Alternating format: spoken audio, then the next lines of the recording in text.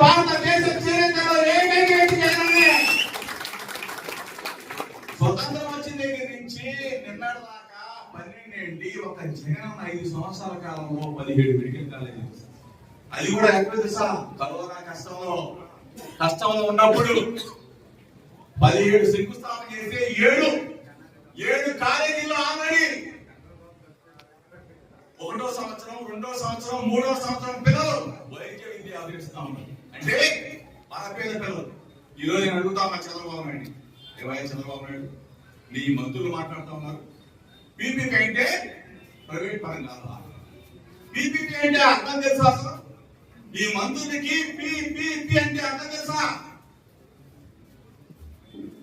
Peoples private partnership. రా బుద్ధి తక్కువ ఎవరు పీరియడ్ మంత్రులు అయ్యారు బాబు.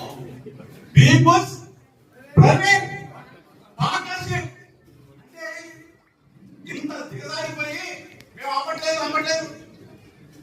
మెడికల్ కాలేజీలు మాత్రం అమ్ముకునడానికి పప్పు పిల్లల్లాగా అమ్మేసుకోవడానికి చంద్రబాబు నాయుడు శ్రీకారం చుట్టే మనం కోటి సంతకాల ఉద్యమం చేస్తా ఉంటే ఈరోజు చాలా మంది పారిశ్రామికవేత్తలు చెప్తా ఉన్నాం, మెడికల్ కాలేజీలు కొనుక్కోవాలని ఉపలాడపడుతున్న వాళ్ళని చెప్తా ఉన్నాం. రేపు గెలిచేది ఆ సీట్ లో కూర్చునేది జగన్ వైఎస్ఆర్ కాంగ్రెస్ పార్టీ కాకపోతే మీరు అందంగా దొరికిపోవచ్చు. పేదలని కొట్టదు. మెడికల్ కాలేజీలు అంటే దేవాలయాలు.